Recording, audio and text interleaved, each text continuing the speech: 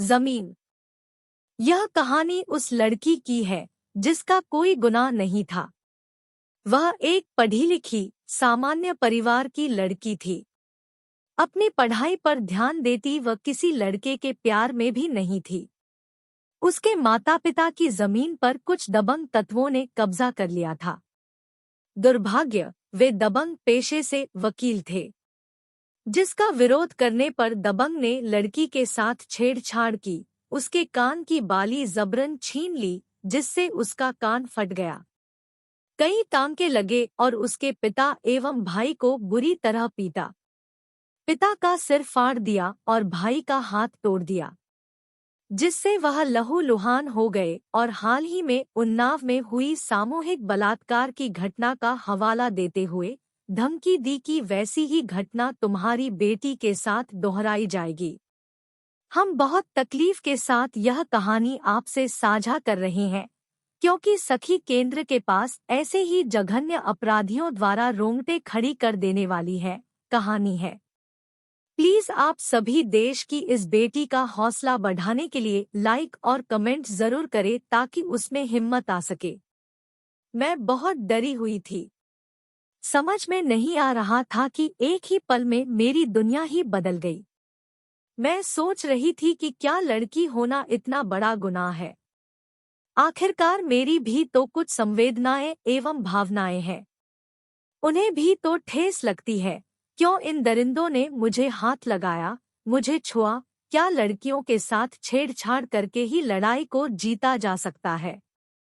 आपको जो बात करनी है मेरे पिता भाई से करते हैं। मेरे साथ यह है घिनौनी हरकत, क्योंकि मैं डर के मारे थर थर कांप रही थी। सोच रही थी क्या ऐसे ही मर्द होते हैं? इन्हें मर्द कहते हैं, जो किसी कमजोर लाचार पर अपनी मर्दानगी दिखाते हैं। यह तो मर्द नहीं हो सकते। इंसान के हाथ तो किसी मजबूर की रक्षा के लिए उठना चाहिए। इन्होंने तो मेरी जिंदगी का फैसला अपने हाथों में ले लिया और मुझे बर्बाद करने की सोच बना ली। यह दबंग पेशे से वकील है। यह भला क्या ही लोगों को न्याय दिलाते होंगे। लोग, गरीब मजबूर लोग इनका शिकारी होते होंगे। मैं बहुत तकलीफ में थी। मैंने सपने में भी नहीं सोचा था कि कोई मेरी जिंदगी के साथ इतना घिनौना मजाक करेगा, जो मुझे जिंदगी भर का दर्द देगा। इस घटना ने मेरे शरीर को ही नहीं बल्कि अंतरात्मा को भी बहुत चोट पहुंचाई थी। मैं रोज तड़प रही थी। मेरा विवाह भी तय हो गया था। इसका प्रभाव ससुराल में भी बहुत बुरा पड़ा।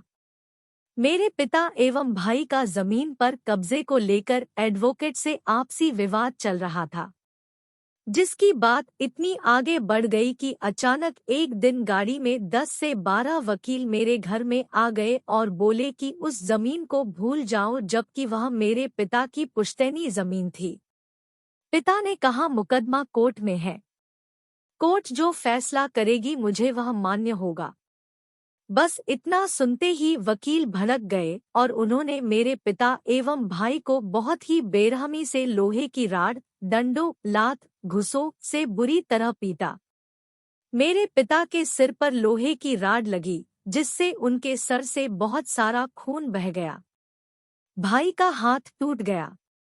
जब उन जल्लादों का इतने से जी नहीं भरा, तब उनकी नजर मुझ पर गई और वह मुझे बाल पकड़कर घसीटते हुए बाहर ले आए और मेरे साथ अश्लील हरकतें करने लगे। कभी वह मेरे गालों को छूटे, कभी सीने में छूटे और अपने साथ हो रहे यह घिनौना हरकत बर्दाश्त नहीं कर पा रही थी। अंदर ही अंदर अनंत दर्द एवं पीड़ा से गुजर रही थी। मुझे समझ नहीं रहा था कि अचानक मेरे साथ क्या होने लगा।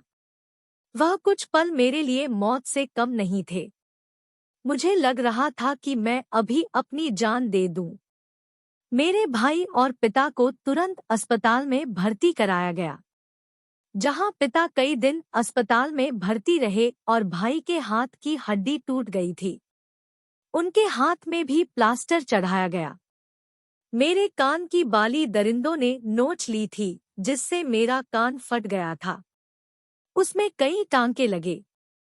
जाते जाते दबंग हाल ही में हुई उन्नाव की घटना का हवाला देते हुए कहा कि अगर जमीन नहीं भूलोगे तो वही घटना तुम्हारे घर में दोहराई जाएगी, तुम्हारी बेटी के साथ। इस घटना से मैं और मेरा परिवार बुरी तरह डर गया, क्योंकि द्वितीय पक्ष एडवोकेट थे। उन्हें कानूनी गतिविधियां पता होती है।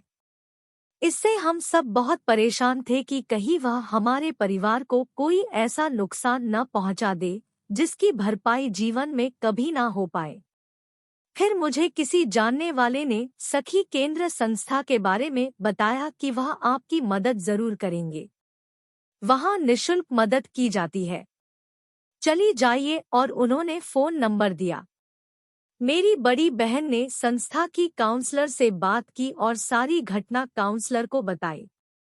काउंसलर ने उनकी समस्या का लिखित प्रार्थना पत्र लिया और उसके बाद कुछ वरिष्ठ वकीलों को द्वितीय पक्ष के वकीलों के समक्ष खड़ा किया, जिससे वकीलों पर दबाव बना। उसके बाद विधिक सेवा प्राधिकरण में पीड़िता की मां का प्रार्थना पत्र दिलाया गया। फिर मेरा पिता की जमीन का मौका मुआयन कराया गया, जो जमीन पीड़िता के पिता की ही थी। उसके बाद से दबंग शांत हुए। सखी केंद्र की यह कहानी सिर्फ कहानी नहीं बल्कि जिंदगी की वह सच्चाई है जिसने मानवता के सारी हदों को तार तार कर दिया। कोई इतना कैसे गिर सकता है कि जमीन की लड़ाई को किसी की बहू बेटी की इज्जत तक ले जाए। सखी केंद्र ने इस बेटी के दर्द के उस पहलू को छूने का प्रयास किया है जिससे देश की अन्य बेटियों के अंदर हिम्मत ला सके। बेटियों की जिंदगी इतनी सस्ती नहीं है जिसे कोई भी कुचल कर चला जाए। हम सबको इसका डटकर मुकाबला करना होगा। हम बहुत तकलीफ के साथ यह कहानी आपसे साझा कर रहे हैं, क्योंकि सखी केंद्र के पास ऐसे ही जघन्य अपराधियों द्वारा रोंगटे खड़ी कर देने वाली कहानी है।